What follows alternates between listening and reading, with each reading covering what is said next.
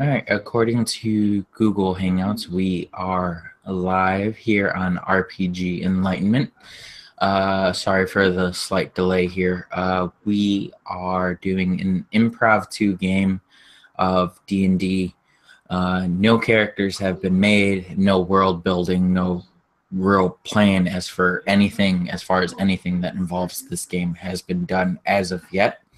And when it comes down to it, we will be doing, this will be one of a two-parter. We will be doing player creation and world building as probably a little bit of the game starting up just to kind of get familiar with our characters after making them, and then kind of going from there. So I am Josh, your host of this, your DM for this. I am half of RPG Enlightenment. We are just going to go do quick introductions. If you want to plug anything or anything, we'll start on my left. So Chris, if you want to go ahead and start us off. Hi, everybody. I am Chris Johnson, and you can find me over on the Dargon Gaming Squad and also on CJ's Kitchen. All right. And Megan?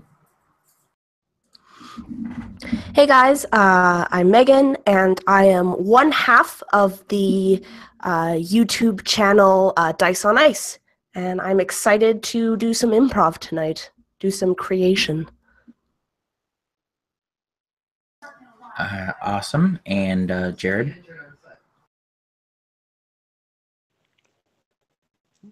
Hello, my name is Jared. Yeah, I'm here for the ride. Sorry, this kind of thing.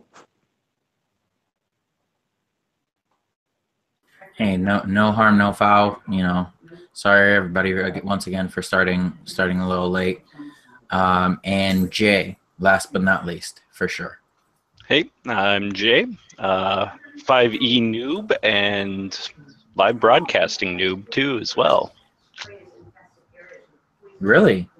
Yeah. Wow. I can say something, but I probably shouldn't. All right, so we're just gonna start this off. Megan, you have been given the opportunity to do a little bit of randomness with your player generator as far as everything. So why don't you go ahead and lead us off with the first character. We'll probably just, for simplicity, you know, first person is my left to right, and you guys can make notes. So it'll be Chris, then Megan, and then Jared, and then Jay. Okay. Yep. Just a quick question for the races and classes. Is what it can be included? Is it just like what's in the player's handbook, or Volos, or? I mean, as long as everybody else is okay with leaving it as an open slate, I'm okay with leaving it as an open slate. The only thing I would prefer is probably no Dragonborns, just because of improvisational things. It makes it a little bit more difficult depending on what I want to throw out there. All right, so with that, first up, we have a half-elf cleric. Who is neutral good. Female and 22 years old with the entertainer background. Interesting. A cleric with an entertainer background. That'll definitely be interesting to play. So what I'm gonna do, I wasn't initially planning on doing this, but if we're gonna do completely random, I gotta give you a level to start at.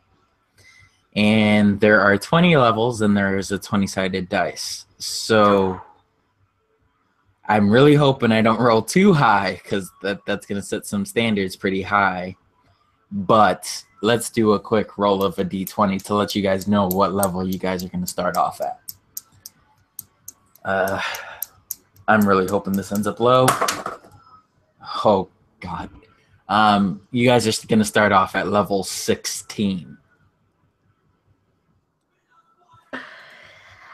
So with that, the other thing that they came up with the divine domain is you have the war domain. Okay, so that's completely gonna be a blindside in at least one of those areas, by far. Yeah. Yeah. All right. That's Okay. So is just that as a good general for- recap, we got half elf cleric, Yeah. who has an entertainer background, who is neutral good, with what did you say? Something about a war god? The war domain for the divine domain. That'll be really, really interesting to see you play, Chris. That's definitely going to be interesting. Oh, yikes. Okay. So as a collaborative, did you guys want to do it where I roll a d20 to let you guys know each of your levels, or do you want one roll for everybody?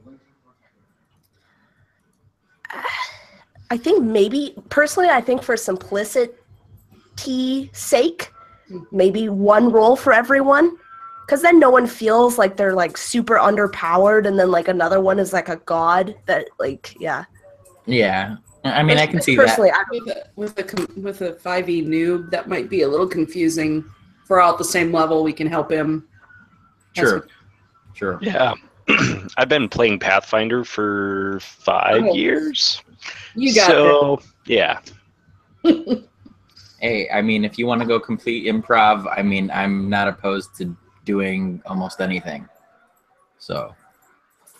all right. So next roll. Is that good for info? Okay. Yeah. All right. Next roll is me, I guess. Yes, the next one would be you. All right. All right. I am a kobold wizard Oh. with the School of Transmutation. I'm chaotic good. I'm a male, 31 years old, and I have the courtier background. So, yeah. Okay. That'll definitely be interesting to see you play. I love kobolds. Oh, hello, cat. Okay. All right. Next roll. All right, so Jared, this is all you. Yeah. Like, what do you just like? What do you mean? I'm sorry. I'm new to the like whole holy improv thing. Like, Well, essentially, she's gonna roll or do a random character for you. So What? she will tell you what you're playing. All right. You are, Jared, you are a male dwarf, and you're a hill dwarf paladin, and you have Oath of the Ancients, and you're neutral good. So Maybe two I should neutral just- goods. Yeah. I am good with this. Hopefully nothing Oh, too difficult for you, Jared. And you have the I'm Outlander background. All right. I'm just used to being the DM and not a player. So this will be a good experience for me, I think. And thank you. Yeah. Male, 29 years. How many? So, 29 years old. All right. Okay. Megan, real quick, what are you using to roll up characters, if you don't mind me asking? Jason's asking. Oh yes, the Orc Pub beta character generator. Okay, so Orc Pub, king of everything, and failure to none. Yeah, it gives like everything. So, okay. Last but not least, Jay. You are playing a male tabaxi sorcerer.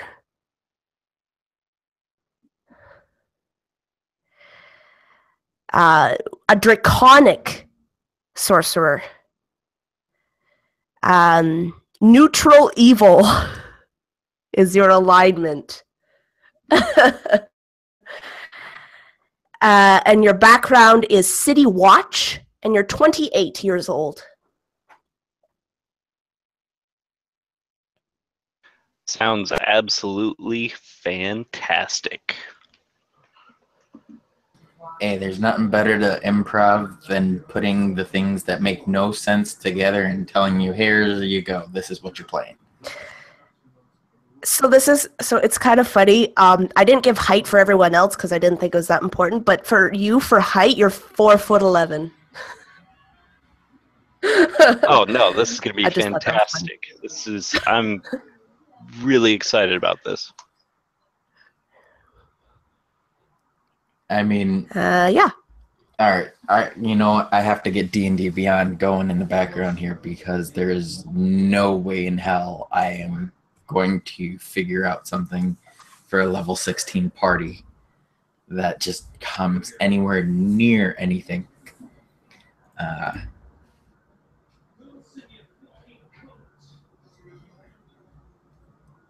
Yeah, that's nuts.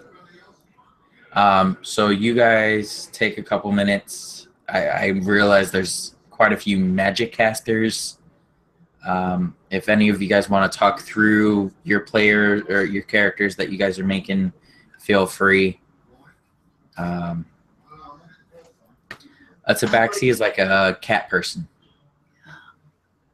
right? Essentially, is the simplest definition is like a cat person. Yeah, cat folk. Gotcha. So essentially, it's a dragonborn, but instead of mating with a dragon, it was with a cat. For those of you Rick and Morty fans, it's essentially, they got stuck in Froopy land, and it was all cats. Oh god. I'm not seeing a war domain in D&D Beyond. Anybody have any insight? You can always try doing it through Orc Pub. You might be a little bit simpler through that, seeing as that's what she used. Okay. To get that for you. Cool.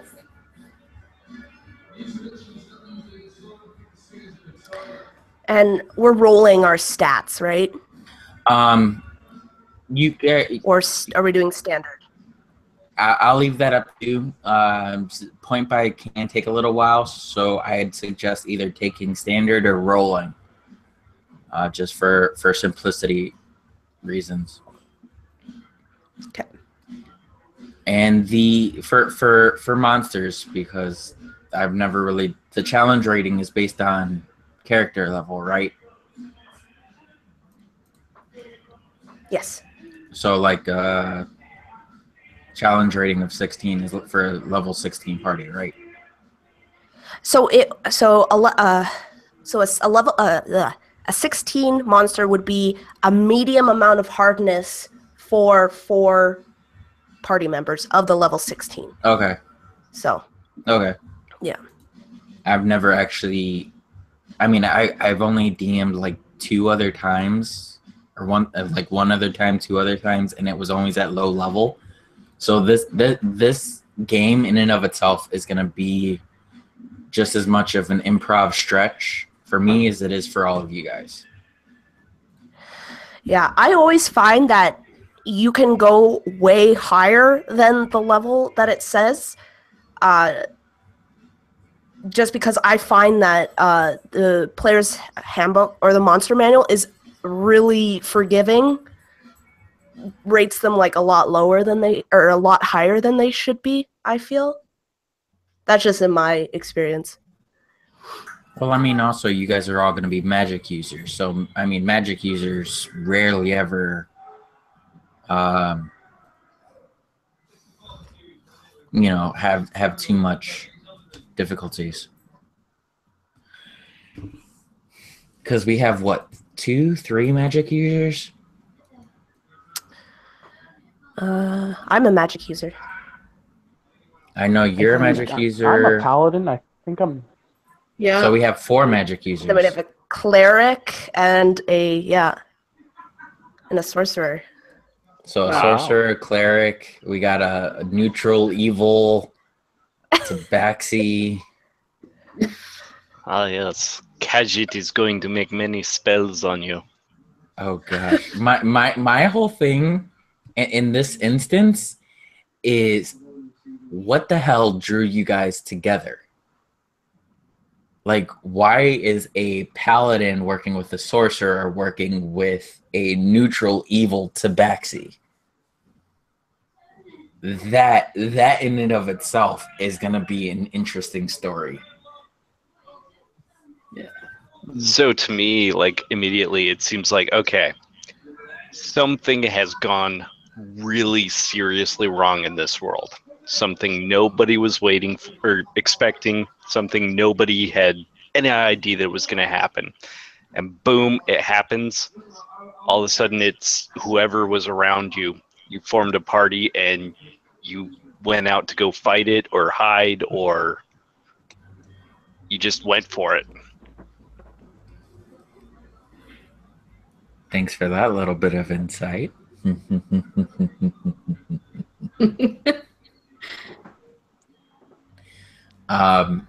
So just to break the fourth wall here, Chris, give me a little bit of insight as to what you're thinking based on what you've gotten.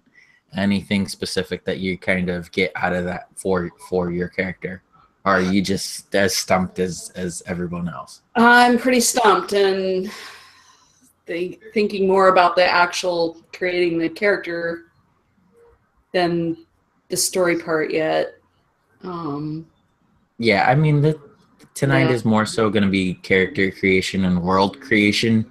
I figured, given the fact that I'm having Megan throw characters all at you guys weren't going to be able to pop it in like 5 minutes unless you were using like one of those mobile apps, because the mobile apps make it pretty simple for you. Right. And I've never used WorkHub or D&D Beyond, so at least not to create a character. Yeah, so maybe as we figure out how we came together, the rest will start to... I mean, if anything, are you guys all taking standard, or are you guys rolling? Oh, I took roll. Yeah, me too. I just went with what I found for standard. Okay, so 15, 14, 13, 12, 10. Yeah. Okay. And Jay, are you rolling for stats, or are you gonna take standard? I will just go ahead and take the standard. Now realize also, you guys are at 16, so I think you guys can either improve your stats like 3 or 4 times throughout it, or take other things.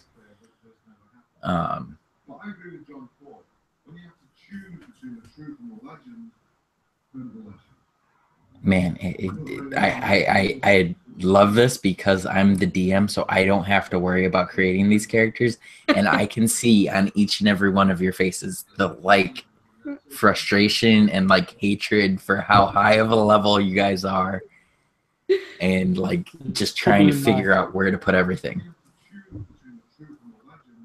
Yeah, this is the highest level character I've ever made. Yeah, Well, from a start. Yeah, I've never... I mean, let's put it this way. You guys are damn near close to God Slayers. Scary.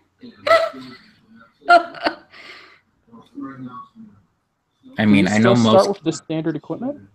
Oh, sorry. I'll let you stand with. How do I put it? I know it's uncommon, like it's common, then uncommon. What's the one right above uncommon? I always forget. Rare, I think. Is rare right? Really? Or, It like, goes from uncommon to it- rare? I think so. I can check real quick. I don't want to say Paperwork. rare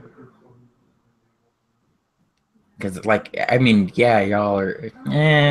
Screw it. You get one rare item of your choosing, whether you want to make rare your armor or if you want to make make it as a weapon. You guys can do that. Sorry, rare. Yeah, you get one rare. Okay. And screw it. This is a one shot. So we'll do one rare and one legendary. Ooh.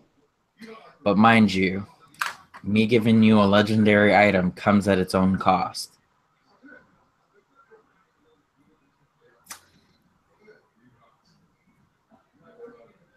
Oh man. Okay, so I don't know anything about playing a cleric. I mean, that is the point of improv. Yep. Is to boost that, right? Yep. It's gonna be interesting. I'm not familiar with the spells or anything. I have a lot of looking to do. I mean, if anything, you guys can create basic characters, and as we play, like, you guys can continue to build up your character. Like, as we world build and stuff like that, you guys can be looking through spells and stuff like that. I just want you to have, like, your basic character, you know, as far as, like, your stats and stuff like that. Did we lose Jared? Oh, did it cut me out? It just cut out your video feed, not your audio. Oh, So okay. you're good. Oh, cool. I just minimized the app. I didn't know it would do that. I'm sorry. It's not a super big deal. All right. Man. Yeah, I was looking at one of the on my tablet for D&D. Oh, go ahead, man. The real sad thing is that Hugh Hefner died. Did y'all see that? Yeah. No, I did not. Mr. Playboy boy himself. How old was he though? He was in his 90s. I think he was. How old was Hugh Hefner? 92? 91? 91. Wow. That's a long life. All right, question about hit die. Are we rolling for them or average? Oh, screw it. No, I'm gonna kill you all. So take max. All right. Because I've never had to DM something so high. So knowing me, I'm gonna throw the book at you and hope and pray something happens. Because I also don't know how many of what to throw at you and what's overpowering and what's not, especially at such a high level. So I'm just slightly upset that I didn't roll this high yesterday when I was in my other improv game. That was nuts. Oh, Chris, did you get a chance to look at Jeremy's one page? Briefly, yeah, really briefly. I want to play that, but like the day he's running it, like the time is way too early for me. So Yeah. I did mute when he starts. We ended up playing it last night. Me, Jim, Corey, and Chad. We went at it. Man, I went through like 2 or 3 characters by the end of it, and I was the only one that went through characters. Wow. Like I died like 2-3 times. Oh my gosh. but that's the super nice thing about like one-page RPGs is that like you can make a character, die 5 minutes later, and have another character in 2 minutes. That's really cool. Like unlike right now, where we're all trying to find something to talk about, so that way we're not live on YouTube just staring at a camera for 20 minutes to build a character. Yeah, it takes a bit in this for sure. Okay, so how do I? It's not as So bad as I, having to write up an entire army. I feel like there's a story there. I've been working for like the past 4 days to build a demon army for one of my groups to run up against. That sounds like a lot of fun and a lot of work. It Yeah. is, but I enjoy it. Marshall. Oh my god, you are so dead. Oh, good. Oh, Perhaps. completely dead. That was fast. Should we start creating characters? Well, good game. Oh hell, you know what? Based on what I'm probably gonna end up doing, you guys might just die in the opening scene. Yes. As long as it's undead, I'm okay with it. That limits me here, man. That really does limit me. Alright. But if I jump a couple levels here, I can possibly throw something undead at you. Ooh.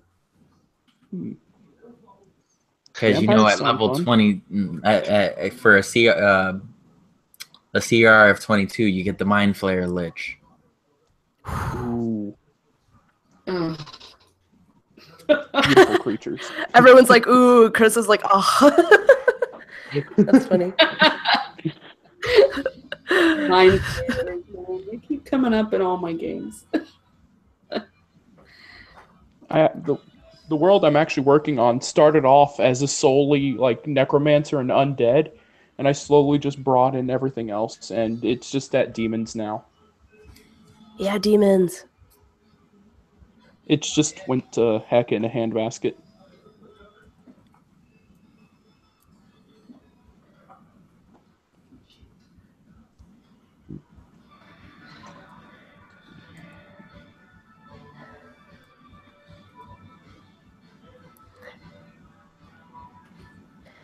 Oh gosh. Even the live chat on YouTube wants all of you guys dead. Ah! Oh no! Thanks, guys. We love you. We haven't even We thought, gotten we anywhere. thought we were liked. Guess not. Wow, what a way to start. Because they're like mind flayers and liches and mind flayers and werewolves and this and that. And it's just like, yeah, if I do exactly what the live chat wants me to do right now, you guys are dead in the opening scene. Wow. Like there is no doubt about it that if I Nice. just simply read off like the comments without like the names, you guys are dead. Wow. I mean, I gotta give him some credit for coming up with some of this, but I feel attacked. Do it. I mean, I did kind of say that I wanted some help from the live chat here as kind of like an added incentive for watching it live, especially how late, we're kind of going at this. So I gotta give the people what they want, and if they want you dead, you're gonna die. Oh. I have a feeling it's going to be undead. This past week, I was actually defacing a columbarium IRL. Oh wow. Well, it was for work. We're actually restoring it. So, Okay, that's completely different. but still, I don't know. A lot of people's ashes might be following me into this game.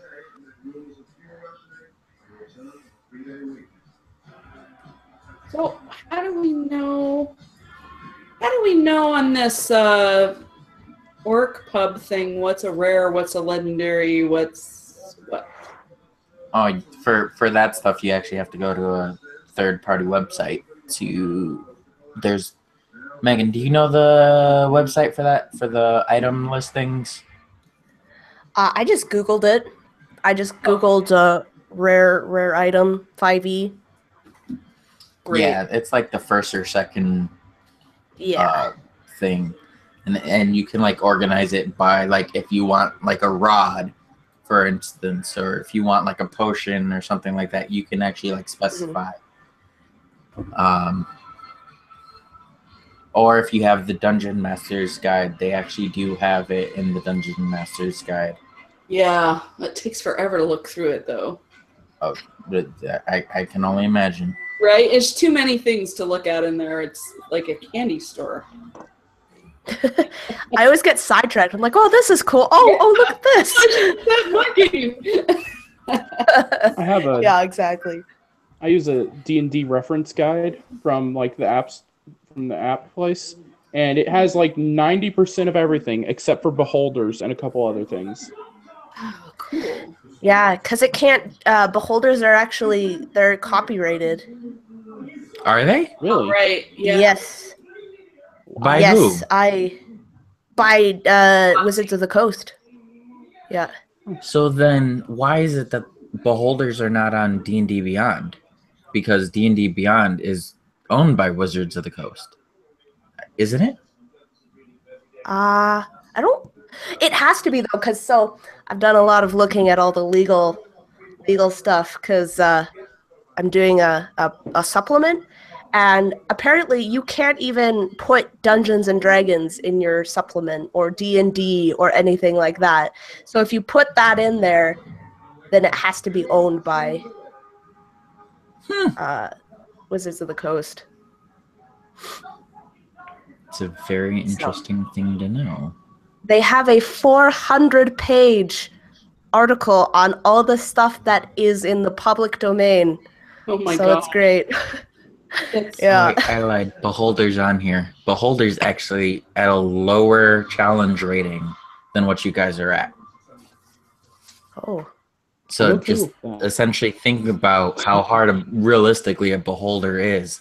You guys are above a beholder. Nice. cool. I'll take it.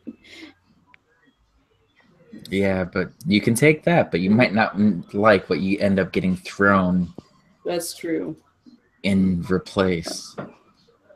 I'm sure we could handle it. Or you guys can all die in 5 minutes. Well, I'll make sure since I'm the paladin, I'll be the first one to go since I'm going to be the meat shield. Also, I'd like to introduce everyone to Gurk. He's my kobold. Slightly sweet looking, actually. Aw. Royal Kobold, huh? Yeah.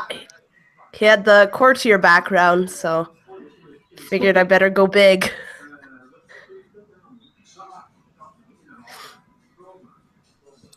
Oh, man. I think out of everyone here, Megan, you're the most screwed. Excellent. Because just based on kind of what you guys are doing here and the fact that you're a kobold, there's been certain things that have popped in my mind and from looking at D&D Beyond that you guys are going to have to face. And you might have to do some rolls. I'm good with rolls. All right. Yeah, before any armor or anything, I have an armor class of 11. So looks like I'm Damn. going to be investing in some armor. I mean, I did say you get one rare and one legendary. Yep. So does anyone have any questions for me or any questions about making their character that we as a group can kind of do? What about starting gold? And are we allowed to buy equipment before we start? We'll do whatever your background has as far as starting gold. You can invest in whatever you want. And I'm pretty much okay with almost anything as long as you can give me a good enough explanation as to why your character would or would not have something. Like I said, this is a one shot. So the stronger you want to make your character, I'm okay with, but then that also means the stronger and harder I'm going to make the game. So it's a balancing act here.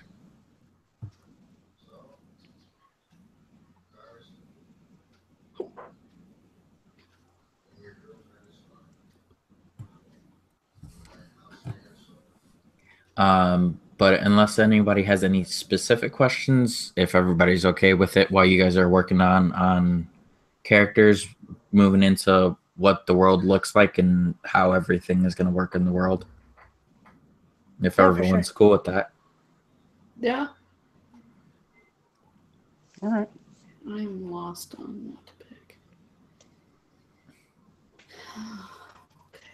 Chris, you can always, talk to Megan about anything specific. Megan seems to know a lot about how to organize some of this. Okay, I'm gonna move on. I kind of threw you under the bus. Sorry, Megan. It's like, oh no. Now Chris is extra screwed. Hey, I mean, if you want to screw over your allies, that's always cool No. with me. I'm not the evil one in this party. It would be a. That's my role. Now the chat's gonna be PvP. Oh, don't start, Chris. You know I'm like the first person to go for PvP. Really? No, I didn't know that actually. I wouldn't have Really? guessed that from our game that we played. Oh well, then again, the only game me and you have played was the Edge of the Empire, right? I was in a game with I forget.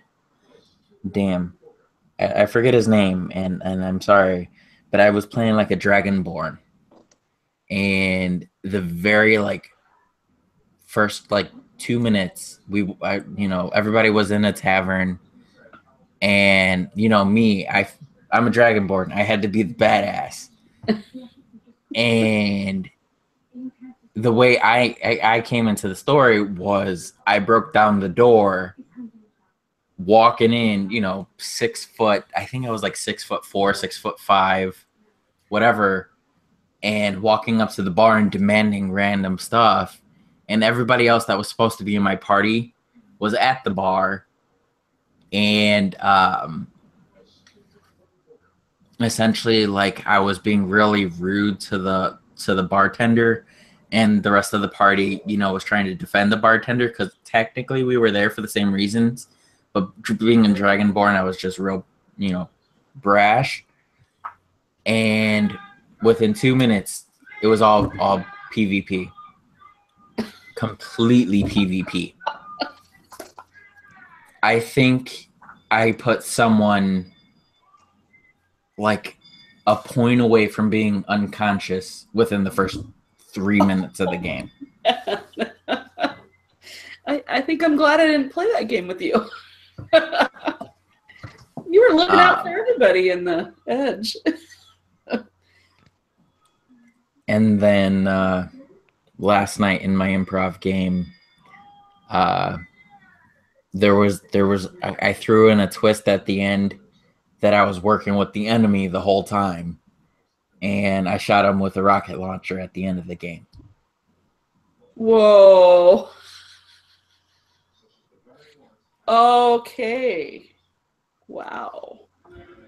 So I'm very much so into it. I mean, especially at the start of it, PvP makes the most sense, or at least in my opinion, to become a party because y'all don't know each other.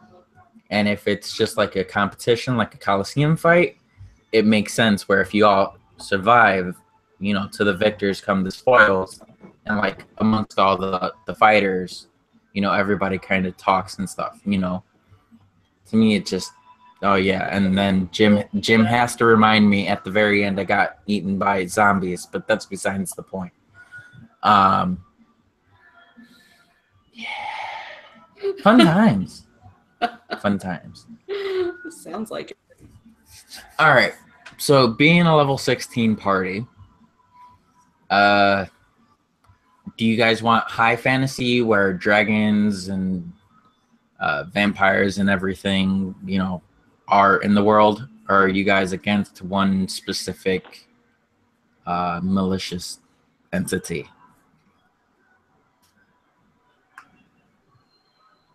I'm game for anything.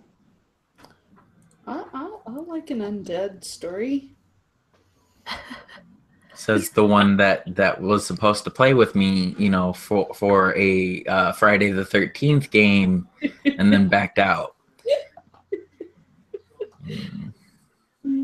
Okay. So, are there any don'ts, like anything that you do not want to see happen in this game, or any sort of thing that you don't want to have touched on? Is like blood and gore something that you guys don't approve of? Are you not a fan of, you know, alcoholism being shown as alcoholism? You know, I just don't want to offend anybody in any way. I can't think of anything. I mean, Yeah, for me, I'm always under the idea of like, as long as it makes sense, I'm pretty good with everything. I don't like, you know, nonsensical gore just to be like edgy and gross. But yeah, no, if it makes sense, then yeah. Personally, I'm good with anything. Okay. I mean, we're creating this, so I want to make sure everybody feels like this is their place to roam around and you know, essentially this is what you guys are calling home. You know, so I want you guys to feel comfortable with what you guys are calling home. Go ahead. Yeah, sorry, just a quick question. Since it's your channel, how do you feel about swearing? I personally do it in my day-to-day. As far as the channel is concerned, I try to keep it to a minimum. I try to be as family-oriented as possible. I know my co-host has kind of sucked at doing that, and I know I have let it slip more times than I'd like to admit. But like you say, as long as it makes sense, sure. Okay. Do I want, you know, the F word to be every other word that comes out of your mouth?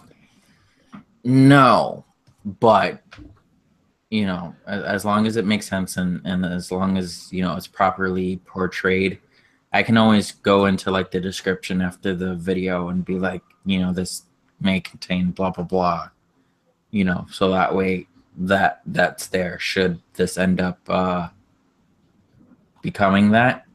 And this is improv. If it becomes that, it becomes that. And I'll put in proper, you know, disclaimers. Okay. Okay. So is this world, how would you guys describe the terrain of this world? Is it mostly grasslands? Is it kind of similar to Earth? Is it completely opposite of Earth? How do you guys want this Earth or this world to be? I'm gonna say that it has a single biome on it. So it's like one climate for the entire world? Yeah. Okay, that would be interesting. Mm-hmm. depending on the biome, that can also be very brutal. Yes. that can. I feel like because we have a tabaxi, It has to be like forested. or like desert, at least like scrubland type. I don't know. Well, there was a post yesterday in the AbTab group about deserts. There was a ton of different terrain you can have in a desert. It works. Yeah, I mean, you can have like mountains of desert. You can have a lot of different stuff in desert. I can't, go wrong with that. I mean, you can have a whole bunch of different terrains, even in jungle. I mean, you guys are giving me some basic ideas as to how to make this into how to essentially kill you all. Are you all okay with TPK before I do kill you all? Sure. Oh yeah. I haven't Absolutely. had a character deck yet. Dun dun dun. Oh, I man. think yesterday was the first time I've had a actual character death, and then I had 2 back to back, which was really devastating. Yeah, I had 2 character deaths that were like like I knew that I was gonna die, but I did it for the RP. And then once, just yeah. Yeah. Okay. And according to Jim, I'm the first person he's actually ever killed in a RPG. So that's an interesting little tidbit too. Hey, congratulations. Yeah, pop 2 cherries all at once. Anyway, moving on. Has this world been severely populated, where there's a lot of different civilizations across the entire world, or is it kind of minimalistic, kind of Indian-based, where there are just a few tribes and that's it? Or are there major cities and stuff like that?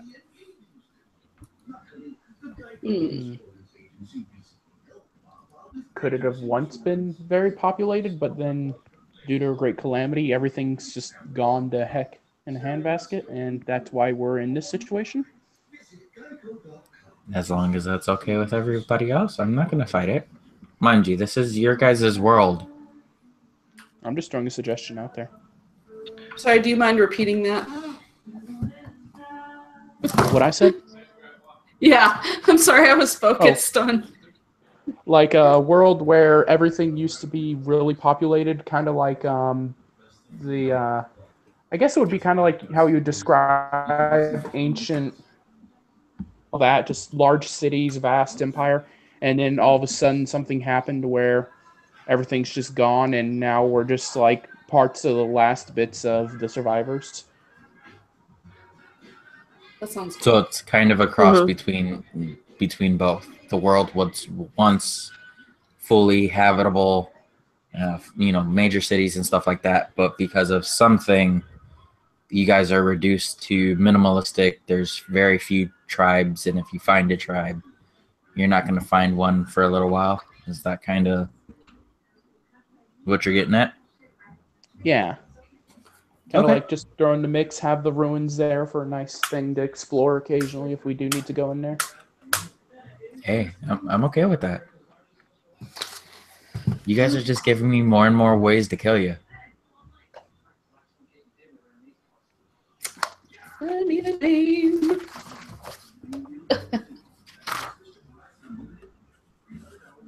Do we still have viewers? Yeah, Jim's with us. Want to help with names? Oh, Jim's essentially giving me more and more ways to kill you. Oh, that figures. Hey, Jim, focus on helping us for a minute.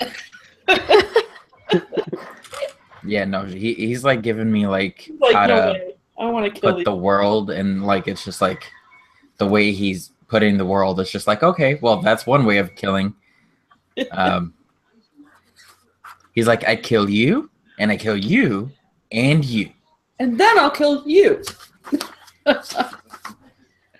Yeah, so essentially, he's in this for the gore. He's pretty much making that pretty self-sufficient. The one person who's willing to stay is here for the gore. Just as a kind of curiosity, how far are you guys with you guys' characters? I'm doing my description right now. I'm still gonna have to study the rare and Spells. legendary stuff, but I'll fill that in later. Okay. I mean, as far as a role play aspect, are all of you guys good to go? I need Close. the Yeah, I'm name. just rolling for my my bonds and stuff like that. Ideals. Oh, I didn't even think about that. I guess I should do that too. Jared, what were you forgot gonna to- say? Oh, I just need a name. Oh, okay. So you're already completely done. Well, I have an idea of what I'm going to go with. It's just like I need a name for my character if we're going to start role playing. Okay. Yeah, that's kind of my. Once you guys do come up with your guys' names, if you don't mind them tossing them in the chat, especially with this being an improv game, I will probably not remember your guys' name. And then, of course, you always have the one person who gives the weird name that's Always fun. Gurk. Is that how that's pronounced? Gurk? Like gurgle? Like gherkin pickles. Gherkin pickles. What the hell? Okay. I'm really curious what the hell you're smoking. That gherkin pickles is a thing. You know. Is that Maybe like it's a brand? Canadian thing. No, Oh yeah. yeah. It's You gotta blame the US. Totally Canadians. Canadian. No, Yeah. it's totally world. It's in the U.S. too. Gherkins are usually those little ones. Yeah. Those are baby gherkins. Yes, I think it's the type of cucumber that they're made out of. To be honest. All right, so how do you guys feel about Yagan McBrash? Okay, can it be something easily pronounceable? Yoggin.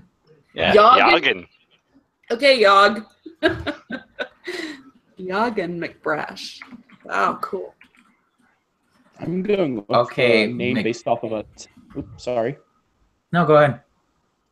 I'm going with a name based off of a Templar leader, Andre de Montbard, and I decided to go with Andre Mountainbeard.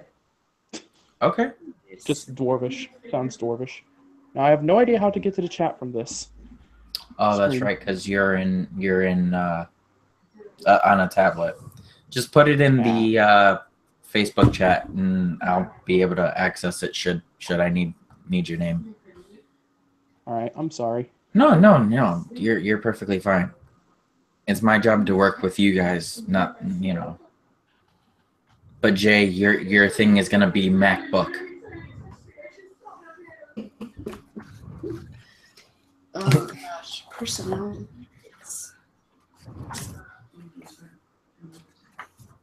I mean, realistically, at this point, we're coming up on a little bit under an hour in, and for the most part, you guys have your characters. Other than, I'm sure, spells. Right? Right. Yeah. Yep. Yeah. Actually, I got my cantrips picked, which is all I have to worry about. Oh, okay, so you're pretty much good then, Yeah. Chris? Yeah. Okay. Pretty much. So I just need to figure As out you guys... Go ahead. personnel. So As you guys finish your characters, if you want to either post a link in this chat or the Facebook chat to whatever, or screenshot or whatever you can do, so that way I can just make sure I don't Oh. overkill you. That would be awesome. So that way I have some basic. I've been doing mine on paper. Oh, Yeah, I didn't think about that until now. I'm sorry, I can transfer it over to an app really quickly. No, dude, do you? Right. I just have a setup with like graph paper that I can do a character sheet on in like a couple seconds, and just everything else just falls into place. That's how I usually do it. Hey, I gotta give you props for doing it on pen and paper, because I've been playing for a year and I have yet to actually do it on paper. I do it through apps or online. So I do 90% of my stuff on paper. I've just actually started using apps because I have like 30 sheets of paper for one campaign, and it's just like, yeah, I think I've gone a little bit too much. yeah, that's a lot. I still have the paper. It's just I have it all on my phone. It's just like, yeah, I have this here if I ever need it. And I never use it. I still use the paper. So seeing as we're about an hour in, does anyone have to use the restroom or anything? I will need to, yes. Because I was gonna say, seeing as you guys have like your role playing aspect, if you guys are all cool with it, we can actually start the story going. I don't know why I'm trying to rush into this, because I still don't know what the hell I'm really doing, but I figured the sooner I toss myself at it, the sooner I can start putting pictures together.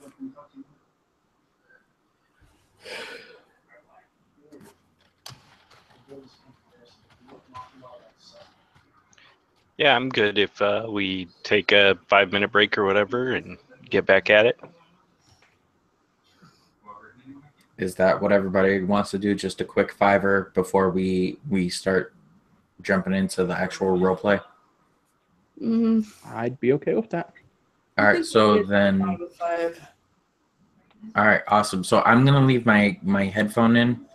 So once the first person gets back, just let me know y'all back, and I'll walk back. We will take a quick fiver, and we'll get into the story. So Cool. see you in a minute or two.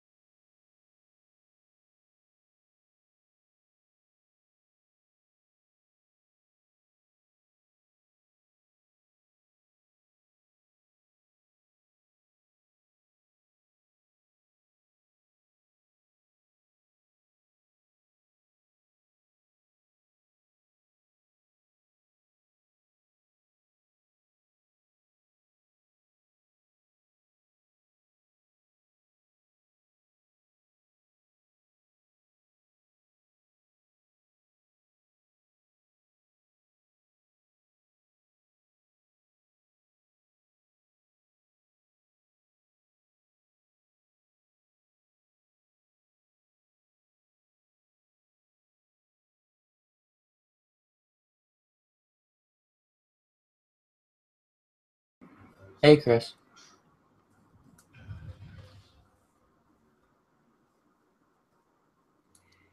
Hey, sorry, I was muted.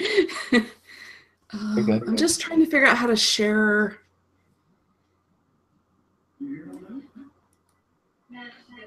How to share my character sheet. You did it where on ArcPub? Yeah. There's two ways. It's got email and it's got Facebook.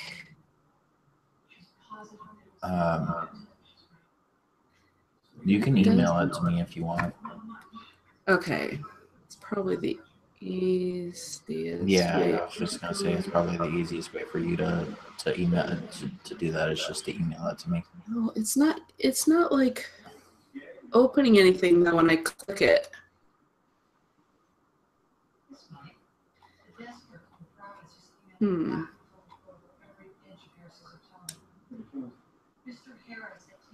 So far, what do you think of the improv?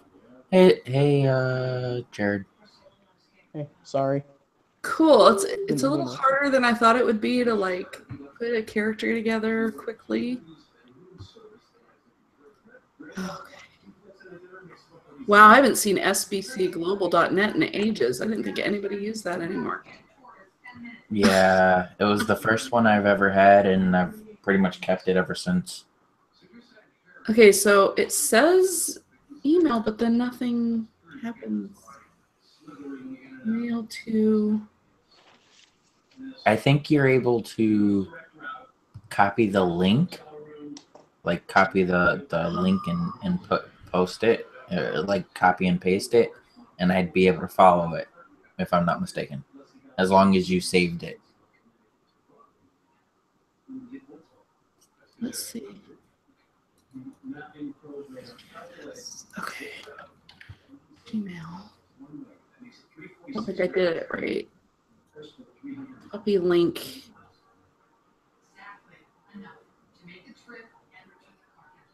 Like copy the URL. Copy email address. No, the URL to the website. Oh, okay. The one that's just in the window already. Mm-hmm.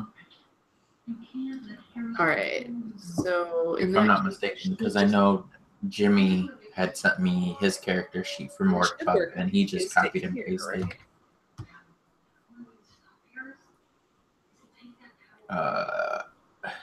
Yep, that works. Oh yeah, you used OrcPub too. Okay, yeah, I got your stuff. Sweet. Okay. I just got to open it in a new window, or because it was just going to open it in the same window for the Google Hangout, and it would have essentially kicked me out of the Google Hangout to check your character sheet. Kick you out, man. Okay, so let's see. I'll go back to those. Yeah, it's harder to do this on the fly as far as the character creation part than I thought it would be. Yeah, I mean, I knew that was originally going to be a struggle. I knew that was going to be a struggle and everything, but at the same time, I feel that if I tell you to create a character beforehand, you end up thinking more about what you're going to play than if you don't. Yeah. Oh, I didn't know that. Hey, Jim, this has nothing to do with the live stream. But OrcPub has a Kickstarter for their mobile app. Ooh. Which I actually might just have to fund because that is freaking awesome.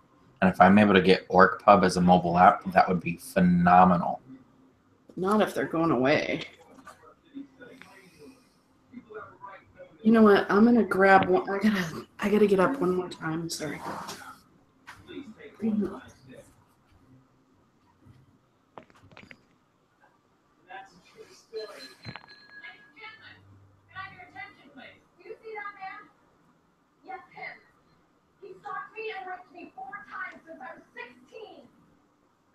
sorry, everybody.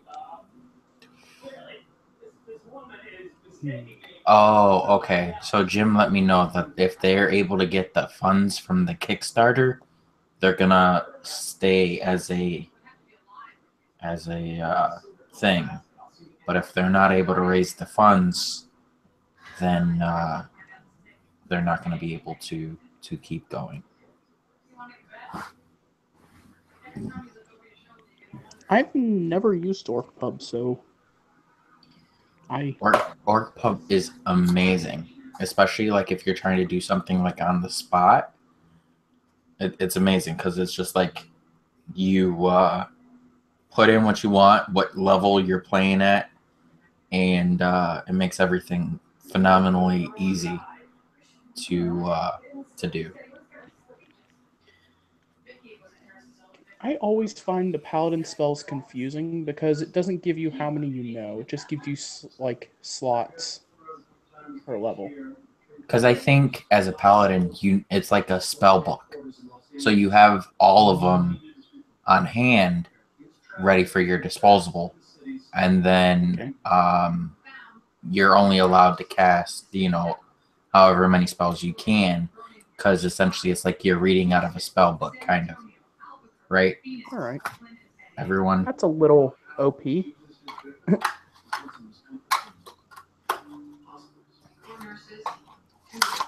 Yeah. Because I don't think you actually necessarily pick spells for a paladin. I think it's like you already know the spells. Like you know all of them, and then you just have, X amount of spell slots that you can use. All right. This is kind of like cleric. I think so. I don't know. I haven't played enough religion based characters to actually have that. I think I only played once as a paladin. It's a pretty limited number of spells. I know at 16th level you only have 4 first level spell slots, 3 second level, and 2 third level. So not much magic use there unless I think I'm just going to go with the smites mostly. I'm showing 4 first, 3 second, 3 third, and 2 fourth. For 16? For a paladin. Yeah. Oh, I've looked at it wrong. I missed. Well, she's a paladin. You're a cleric, right? No, I'm a cleric. I'm just looking up paladin for him. Yeah. Yeah, sorry. I have it right in front of me. I just misread it. The rows on this are not very good. No, they're not. Okay, yeah, I see that. There we go. I'm just blind. All right, well, if everybody's ready, I will try to pull a story out of my butt here.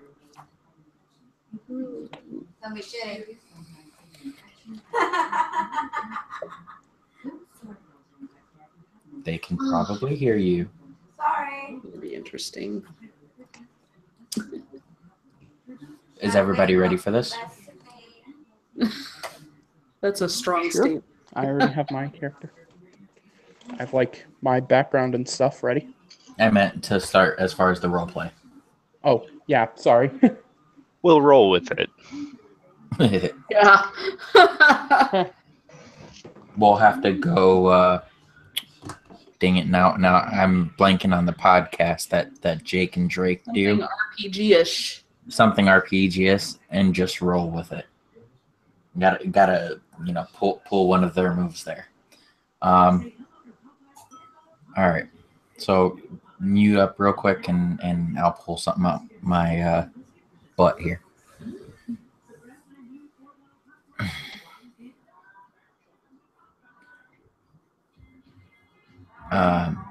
As we begin our journey,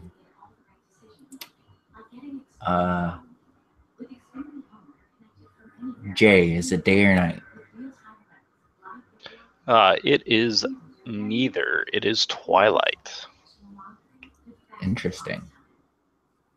Okay. In the twilight hour,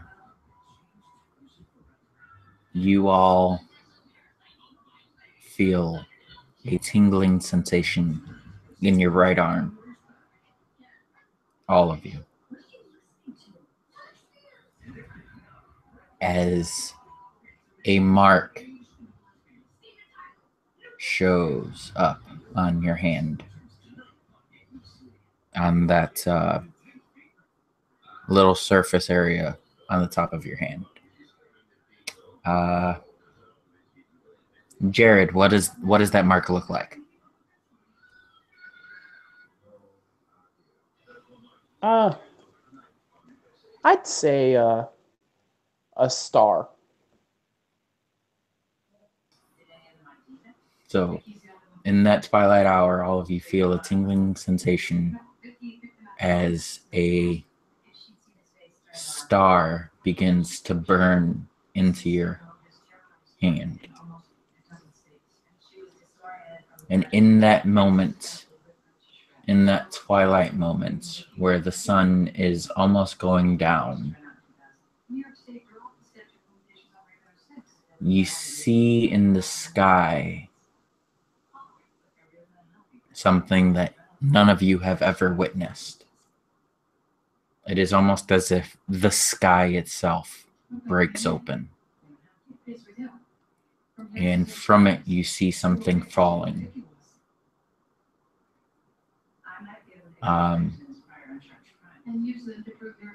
If y'all want to give me a perception check to see if you guys can spot what exactly is falling from the sky, you can.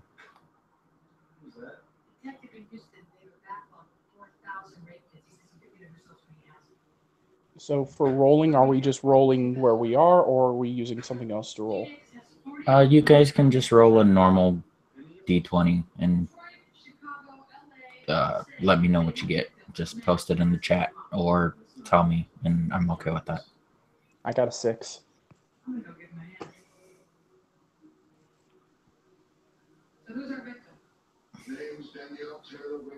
Okay. Jay, what'd you roll? 30. Okay. So for most of you, all you see is almost as if it's a ball of white light. And Heather, you're able to distinguish this.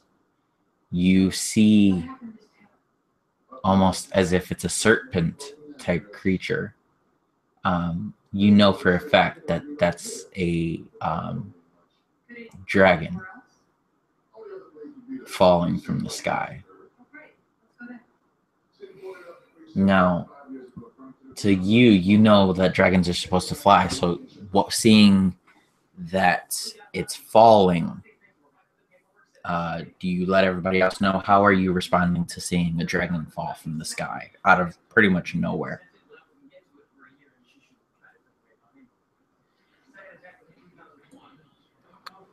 Is that me? Yes. Okay, you called me Heather, so I wasn't sure. That's all right. Sorry, Megan. Sorry. That's okay. I'm in too many Facebook chats. Yeah, no worries.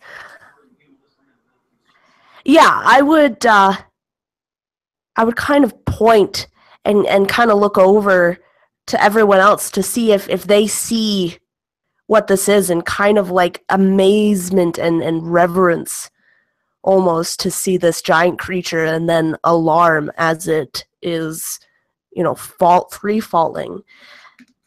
And I would say, like, it's a dragon. Look. Why isn't it flying? What's the matter with it?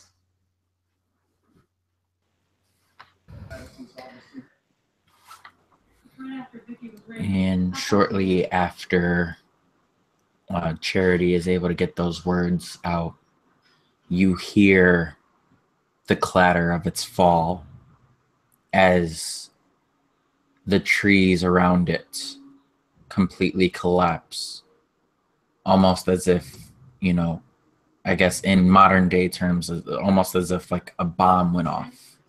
That kind of loud boom from its fall.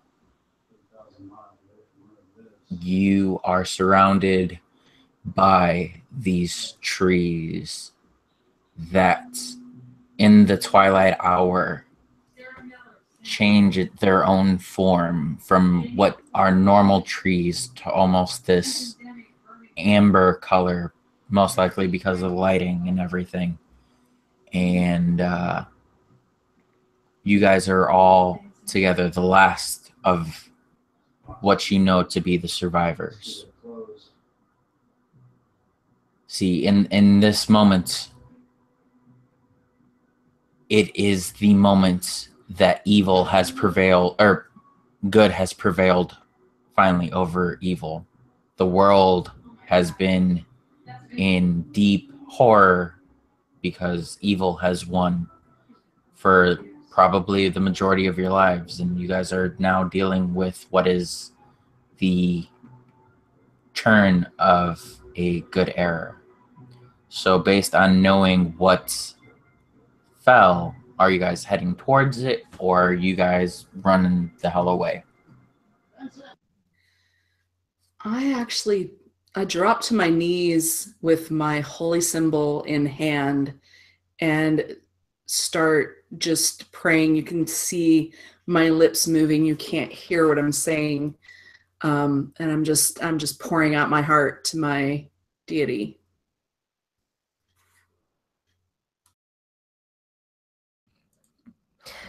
Girk would run up to her and say, "You fool! We have to get out of here or else we'll all die!" Okay. And I get up reluctantly and follow her lead.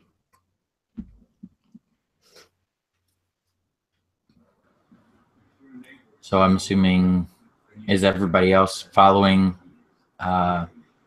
Kirk's lead, or is everybody, are we mixed here?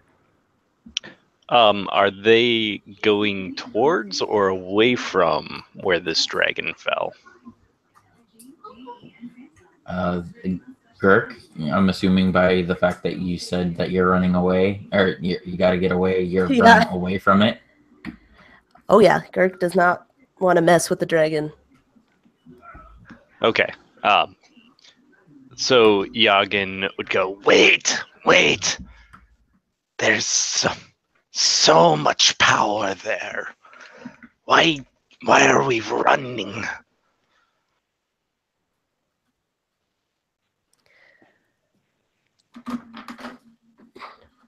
I, for one, value my life. And no amount of power is worth anything if you're dead. And if that dragon is alive, we are as good as that. Fool, did you not see? It fell. It fell. Something has weakened it, crippled it. A crippled animal can still be dangerous, can it not? Indeed. Sometimes the crippled animal is the most dangerous of all.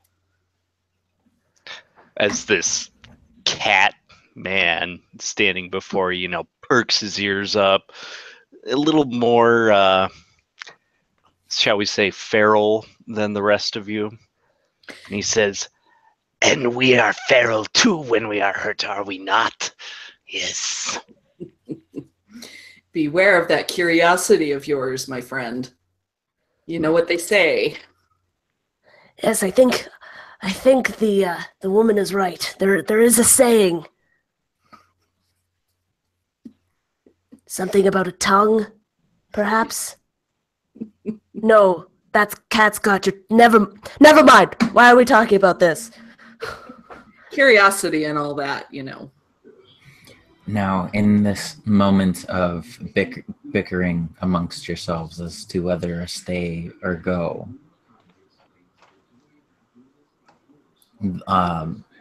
Girk and Charity, those who essentially tried to or were trying to run away, every step you take away from this dragon, the star in your hand begins to burn more and more.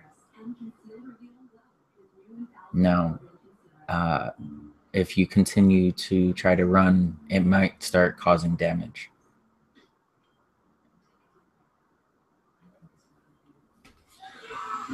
So what are you guys doing feeling that pain in your hand?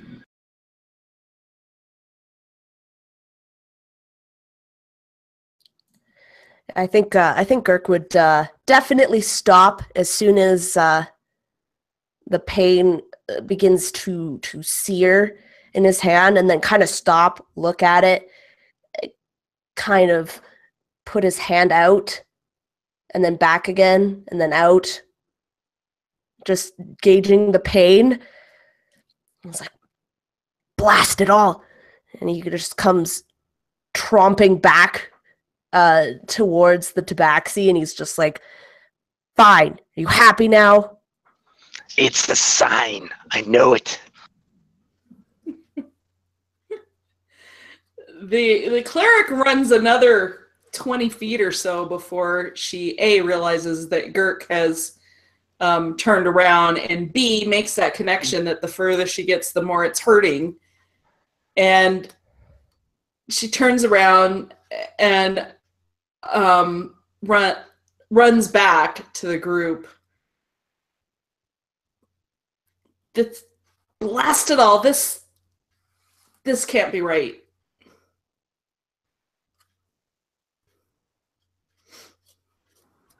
So are you guys staying put, or are you guys going to start walking towards it?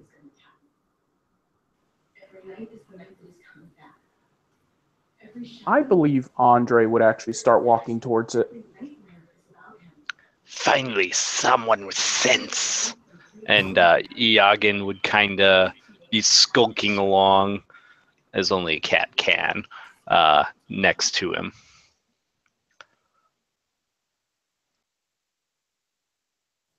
I don't know if I'd Girk call would it follow. Oh, sorry. Go ahead. I don't know if I would call it sense, but let's go. Girk would follow, muttering something about how we're all going to die, and that he just got his fur cleaned or something like that, and was muttering. So as you guys walk towards this beast that fell from the sky, the mark goes from the red fiery burning that you guys felt to almost like a black tattoo on your arms or on your hands.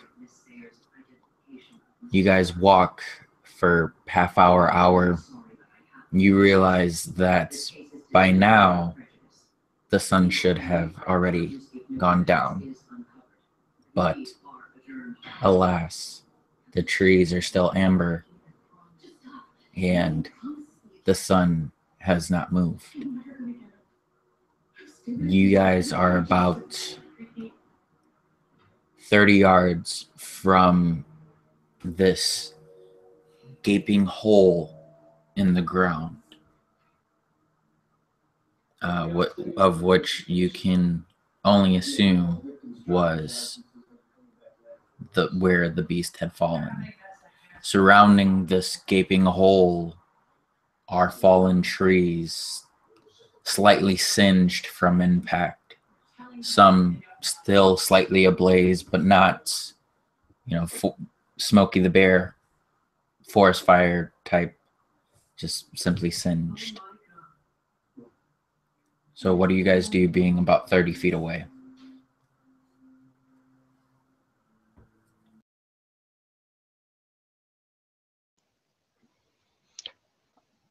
I would cast invisibility on everyone in the group.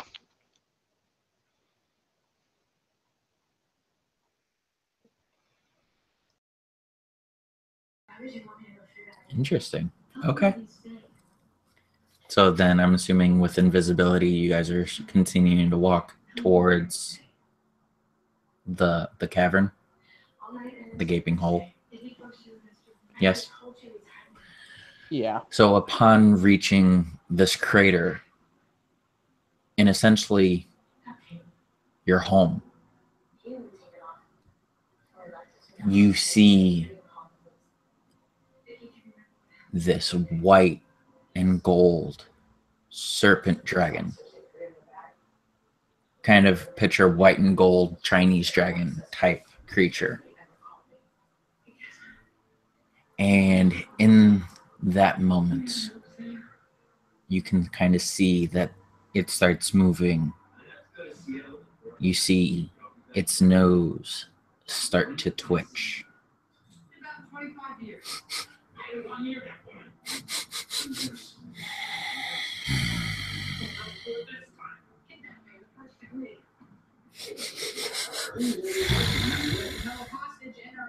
As its head starts to lift slowly, its eyes begin to open. And in what you can see is its eyes. What color are the inside of his eyes, Chris? Well, I think they're an emerald green. Cool. In this emerald green, you all can see that same mark as your hand, that same star. And his head begins to lift up and face you, not knowing the smell that he smells, knowing someone's there, but not being able to see them.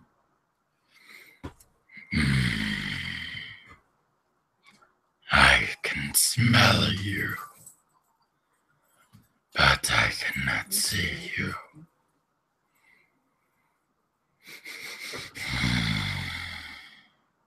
Reveal yourself.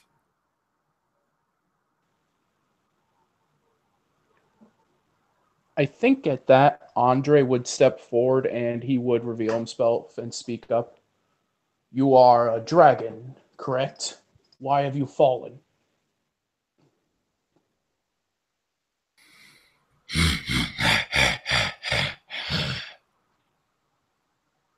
I see.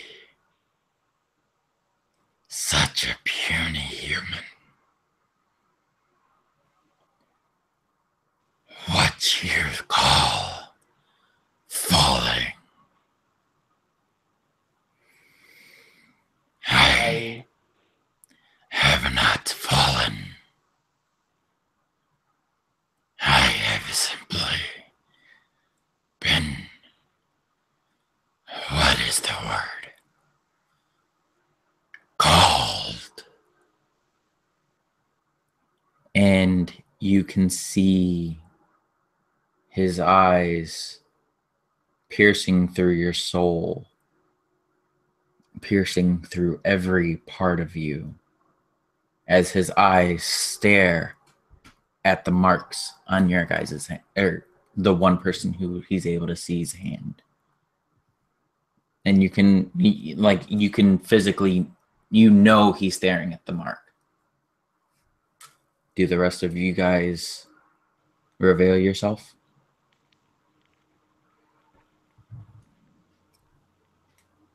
I step forward and I'm clutching my holy symbol. And what are you called to do? And what is our part in your appearance?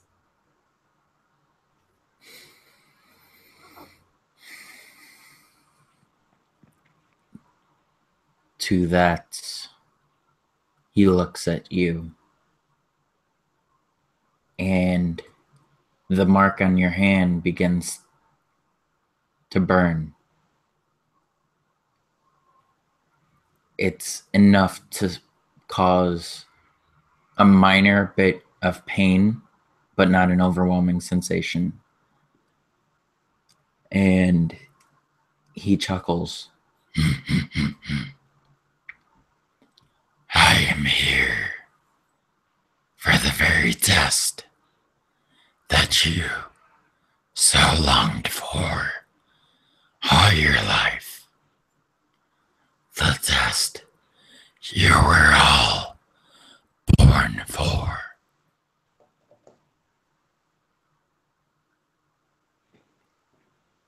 And in that moment, he looks over to McBrash. I may not be able to see you, but I know you're there. And in that moment, even though you cast invisibility, the mark on your hand glows. So everybody is able to see the mark, even though your person is invisible. And that goes for all of you. The mark itself begins to glow. So Girk and McBrash, even though you guys are invisible, he's able to see you. Or at least know you're there. So yeah, Iagan is like almost kind of trying to like cover it as he realizes it's glowing. And he still thinks he's got at least a little bit of an edge on this beast that has clearly fallen from the sky. And so he's almost trying to like throw his voice the other direction as he replies, "There have been many things that I've wanted in my life. None of them were you specifically."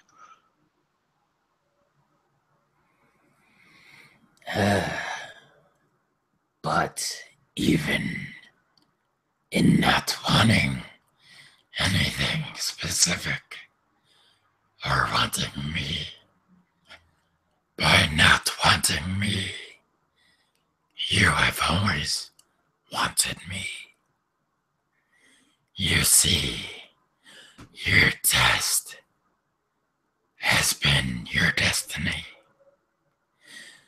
I am just the conduit to your destiny. And you can kind of see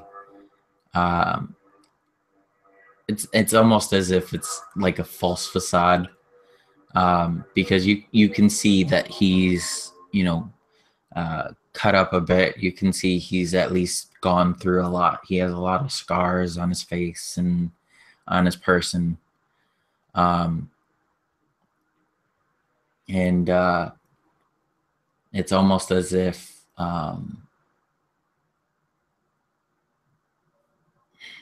how do I put this? It's almost as if he's come back from the future, kind of thing. And he looks to all of you, and you can feel it in the mark in your hand, and you feel it in your soul as he asks, "Are you ready for your test?" And Girk would speak up. He's like, "I feel like that's a rhetorical question. Is it a rhetorical question?"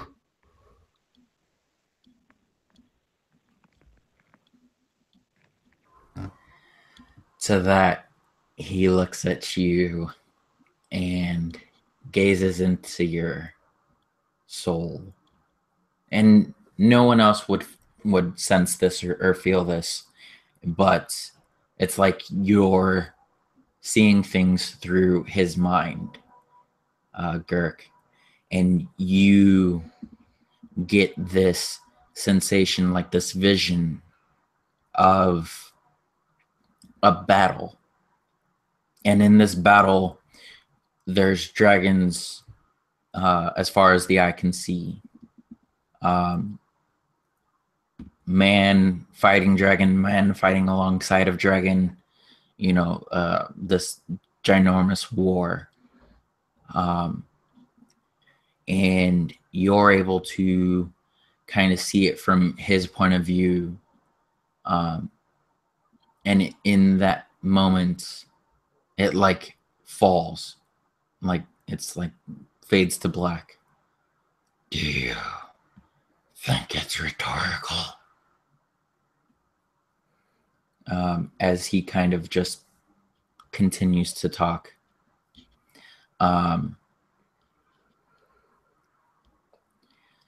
You will need to go to the Temple of the Forgotten.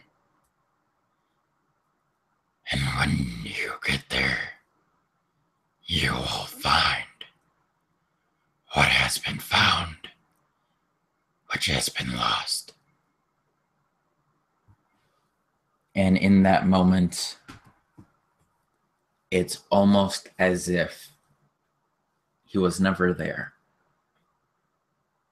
The trees are back to normal. There's no crater in the ground. There's, pretty much as if nothing happened. And the sun has now set.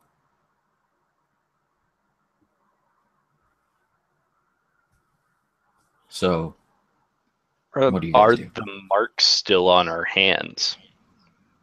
That is the only part that is still there.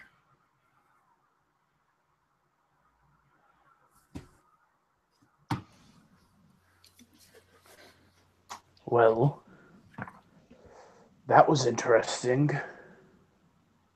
To say the least.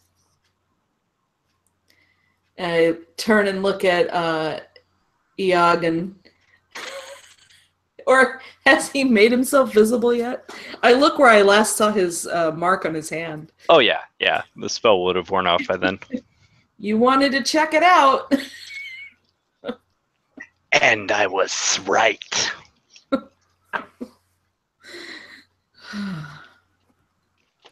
So are you guys listening or completely disregarding and continuing on down the road? This temple he spoke of. What of it? Temple of the Forgotten. Would any of us know anything about it, potentially? Let's see. I'd say the only one who has any idea is Girk, seeing as he got the vision. He'd know that it's probably about a day and a half's journey in the opposite direction that you guys were originally planning on going. So it's out of your guys' way for sure. But all of you guys kind of get that inner like gut feeling, like you have to do this kind of thing, like that inner I have to. But it's up to you guys whether or not you listen to your gut. Yeah, this Girk would just kind of look at the tabaxi and say, I saw a battle, and it was near that tower. It's about a day and a half journey, but it's in the opposite direction. But something big is going to happen. Something big.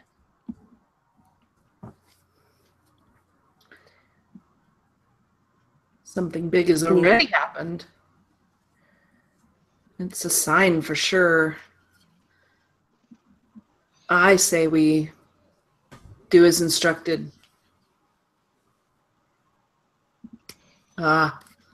This temple. It was a place of sacrifice. We lost it. We lost it in the Great War, but it's ancient.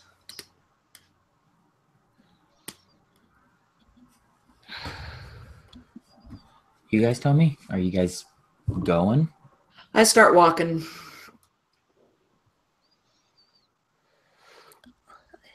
I look at. Sorry, Jared. What was the name of your character again? Andre. Andre Okay. the Giant. Yeah, I look at Andre and then to Jay's character. And, well, I guess we got ourselves into this. May as well see it through. And Yagan is actually kind of stroking his own back of the paw. You know, nice soft fur. You by now you've probably learned that this is kind of how he does his contemplative walk. He's like, "Yes, let us go." You know, you really freak me out when you do that. Do what? That paw thing. You're petting yourself. It's weird. He kind of flicks his tail around. It's like, "Well, you're weird all around, scaly thing. How do you stay warm?"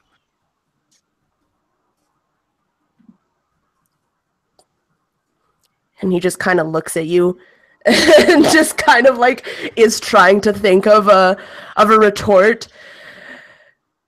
And then just kind of like, stupid cat. And just keeps on walking. Okay. Awesome. So you guys walk.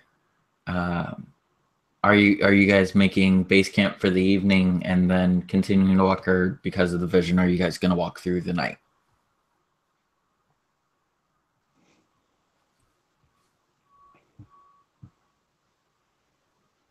I vote we'd spend the night in the woods. I mean, mind you, it's all woods. You guys are in like a forest, one region for everything place. So Yeah, Girk would kind of say, "Oh, really, genius? I thought that we were going to have camp in the waterfall over there."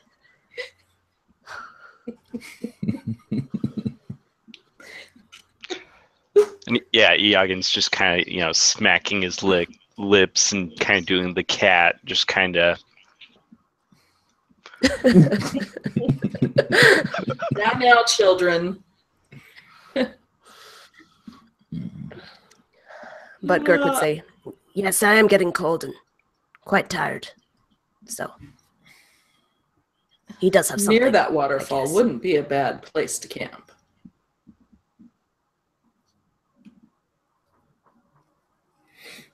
Yes. okay. So you guys are camping out the night close to the waterfall.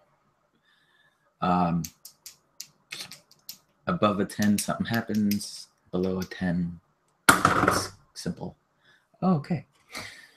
So, is there anyone keeping watch throughout the night, or is everybody just going to sleep because they're knocking out after that? I think Andre would take first watch if anyone would offer to take second. Have we regularly been faced with things? Have we seen anything besides this dragon as we've been going through these woods? I mean, it's always the jungled regions. So, there's always the bears, the occasional, rabid dragonborns that just like to cause trouble. You always get the goblins who still think they run the place, seeing as evil is just now starting to fade out of the picture. So I mean, there's little things that come up here and there, but it's no Okay. too big of a deal, especially for a party of 4 to deal with. I shall take last watch. Okay.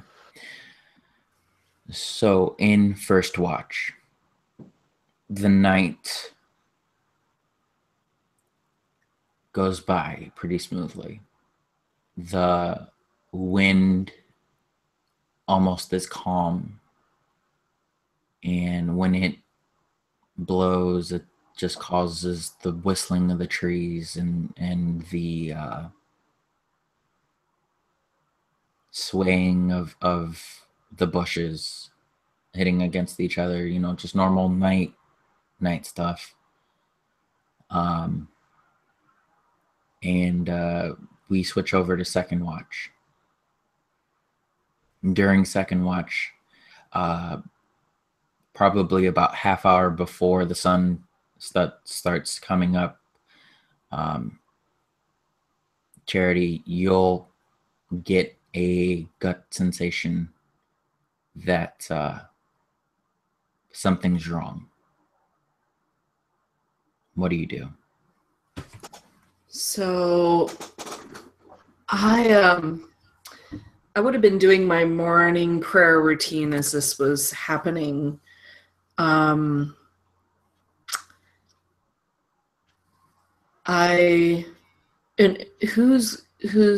turn to Girk and I tap Girk gently on the shoulder. Wake up. Wake up. Something's not right.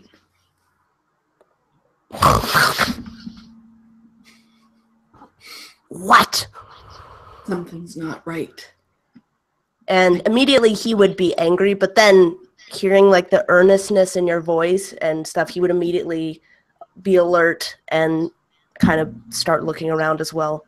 What do you mean? And once I just sensed something. I'm going to wake the others, but I want them to wake quietly, just in case it's something that will be alerted by our noise. So I move around the campfire or whatever we had, going to Andre and then to Iagan, and waking everybody in a similar manner, trying not to rouse too much commotion. Andre would get up, grab his sword and shield, and just ready himself for anything that may come, just standing there as still as he could be. Okay. Now, once everybody's awake, almost as if, the second you woke up the last person, you start hearing a rustling in the distance. I mean, you don't know if it's, the rabid dragonborn. You don't know if it's other, people. You don't know anything. Are you guys going to, because as of right now, you guys have enough time to pretty much get up and, move, or you guys can stay and figure out what's going on? I look around for a high point, and if that means I have to climb up a tree, I will do that. All right, give me a climb check.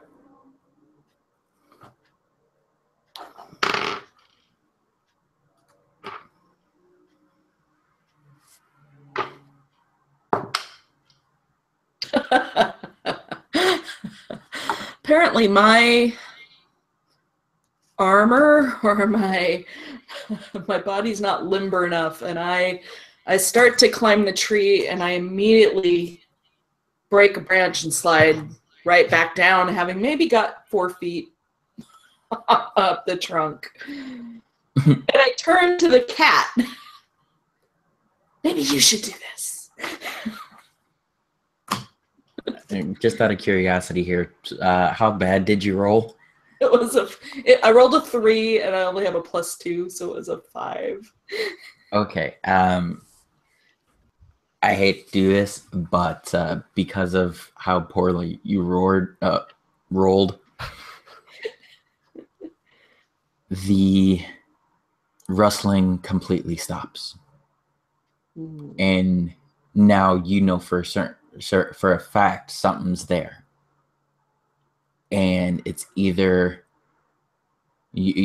essentially this is your last chance to either get away or face whatever it is. There is no climbing to figure anything out. It's right now it's your fight or flight. I blew it. I grab my mace and I ready myself for whatever's coming. So I'm assuming everybody's trying to stay. Yeah, Andre would say loud enough for the group to hear, "Glory to the ancients in the sun, let us fight." Yagin's hackles kind of rise up and, hair stands up to try and make himself look bigger, and he starts growling. Not how I wanted to start the day.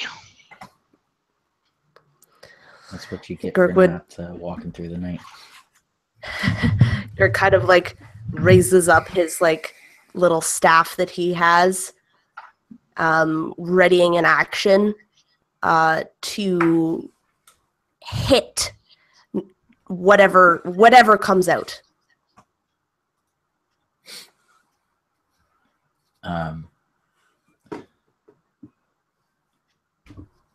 Chris, you got some time left, or you want to call it? I can go a little bit longer, maybe 20 minutes, half hour. Okay. So then, if everybody's cool with doing this quote-unquote encounter more so role play than actual rolling of dice, if everybody's cool with that, we'll do it that way, just to make it run a little bit smoother. Everybody cool with that? I'm good with it. Okay. So the wrestling stops. You all have already, grabbed your weapons, and you guys have prepared to fight. When the wrestling stops, from the bushes jumps out an abnormally large squirrel. I hit it. What is it? Squirrel. A squirrel. Okay. And, I am so pent up, like waiting for this thing to come out, that I don't even see it fully, and my quarterstaff just comes down, and I hit it without knowing what it is. And it falls to the ground, probably dead upon impact. Looks like it's gonna be fresh meat for breakfast. And that is the end of that encounter.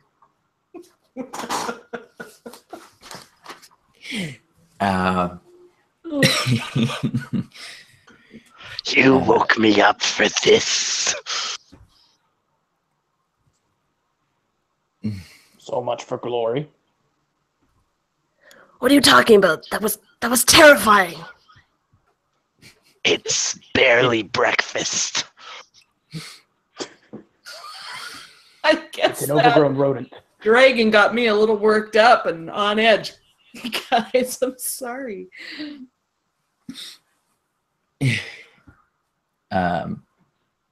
So I'm assuming after that, y'all are pissed off. Are you guys gonna continue towards the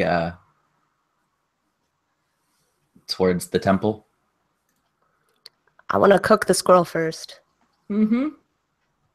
Okay, Have you're some- A lot of the Hunger Games.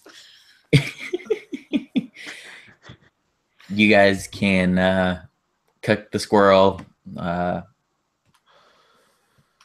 For those of you who are, how many of you guys are gonna try to eat the squirrel?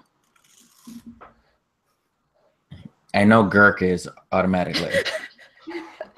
Well, how Oh, yeah. big when we say abnormally I'm large? not the brightest fellow, but yeah. Just the specifics of this don't necessarily matter. How many of you guys are trying to eat out of this? Because even if you guys get like a bite is better than nothing. Yeah, I'll take a leg. Oh yeah. Oh yeah. Yeah. A couple bites. He's a dwarf. He'll eat anything. I mean, cats will normally eat squirrels, so Heck yeah. Okay, everybody give me a d20 roll, and Jay, give me it with advantage. I never had to roll to eat before. are we adding anything or straight roll? Nope, just straight roll. 7. Jay, that's with advantage? Jay. Are you serious? Did you like get a nat 1 on the first one? Is that how bad that was? I got a 2 and a 4. Oh god. Just Okay. like chase the squirrel.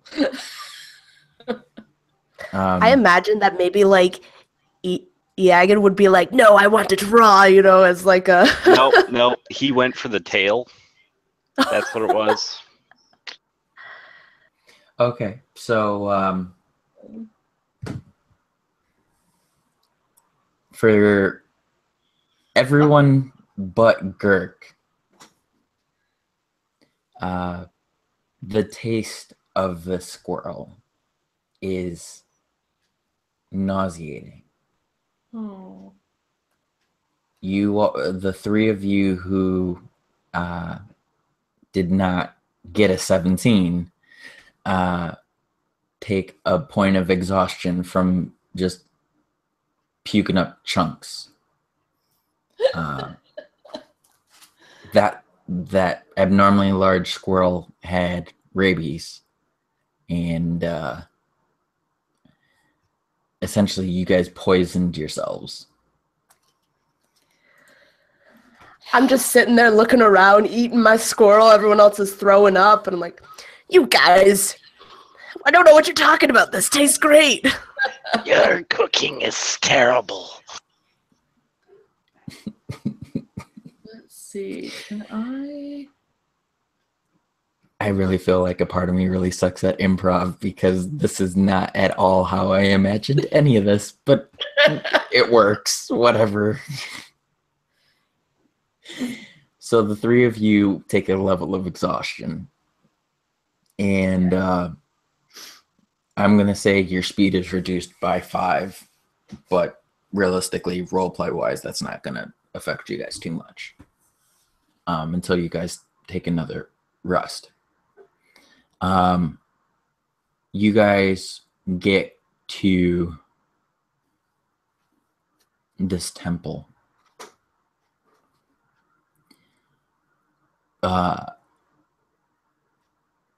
There's markings all over the building. There's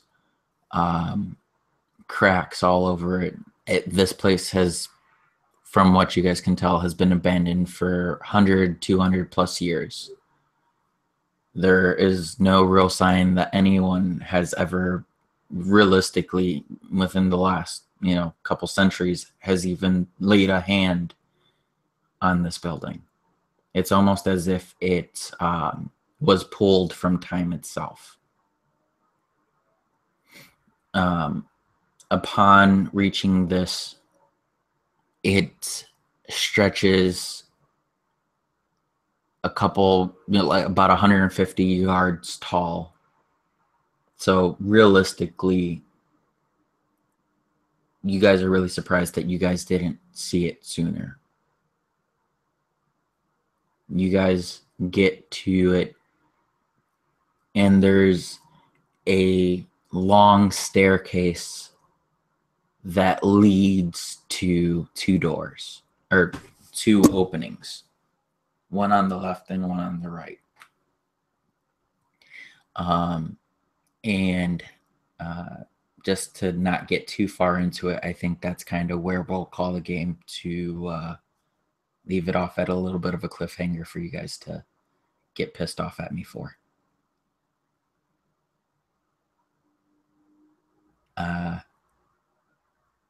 So I'll let that soak into you. Y'all can stay muted unless you guys have any outro thoughts that you want recorded.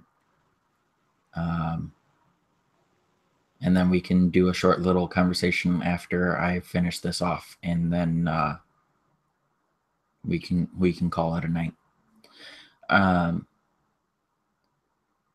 Awesome.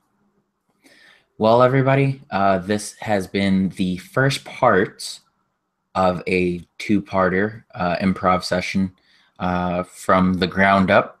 I'll figure out what I'm going to name this probably tomorrow. And as far as what to name it.